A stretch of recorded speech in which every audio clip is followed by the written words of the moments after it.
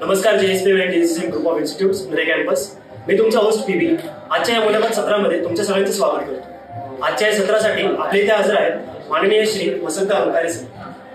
अंकारे sir हे एक उत्स्फूर्त व्याख्याते आहेत आणि ते आज आपल्या इथे जेएसपी केएसएस नरे कॅम्पसमध्ये मुलांना उत्स्फूर्त करणार आहेत. सर, एकूणच तुमच्या जीवनाचा प्रवास किंवा आढावा वगैरे असं काही नाही, पण माझं शिक्षण आहे BFA इन भरतनाट्यम. नालंदा नृत्यकला महाविद्यालयाची मी पदवी घेतली. नृत्यातून मी मनोरंजनातून परिवर्तनाकडे आलेलो आहे.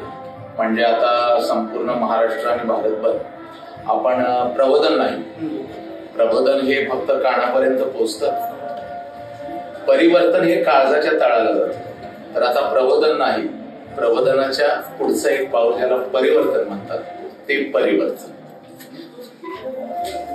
एक व्याख्याते म्हणून तुमच्या जीवनाचा प्रवास कसा सुरू झाला?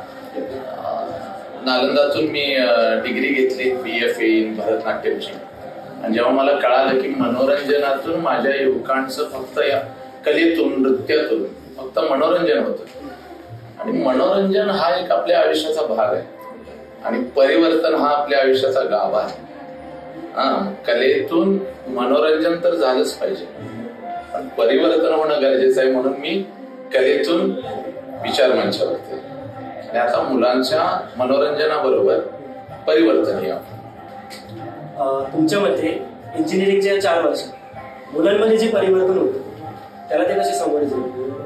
कसं सामोरं जावं म्हणजे जबाबदारी जशी पडते त्यांच्या त्यासाठी काही तयार. तुम्हाला संघर्ष करावाच लागेल.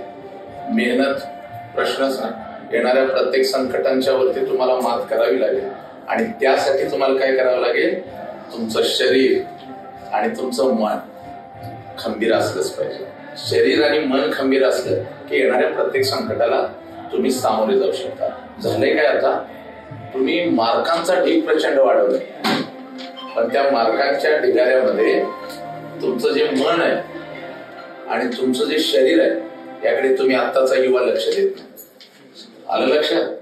तर जर तुम्हाला खऱ्या अर्थानं परिवर्तन करायचं असेल, तुम्हाला तुमच्यामध्ये बदल घडवून आणायचा असेल, तर तुमचं मन आणि तुमचं शरीर म्हणजे स्वामी विवेकानंद सांगतात, काय सांगतात?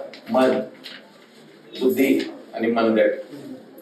आत्ताची स्थिती पाहतात म्हणजे जसं हॉस्टेलला मुलं जातात वगैरे, तर तसं त्यांनी त्यांचं टोटल शेड्यूल आणि त्यांचं परिवार यात बॅलन्स कसं ठेवावं? काय ठेवायचं? आई वडील आहेत ते, आई वडिलांशी कसं वागावं सांगावं लागतं का? सर, त्यांचं शेड्यूल बिझी असतं. का बिझी असतं? मग बिझी शेड्यूल असलं म्हणून आई बापांना विसरायचंय?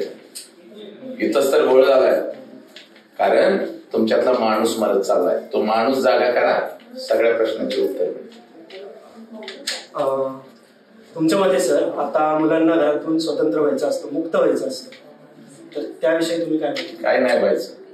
मुक्त व्हायचं म्हणजे काय? आई वडिलांना जन्म दिला त्यांनी कुठं जायचं? जी जबाबदारी आहे भावाची त्यांनी कुठं जायचं?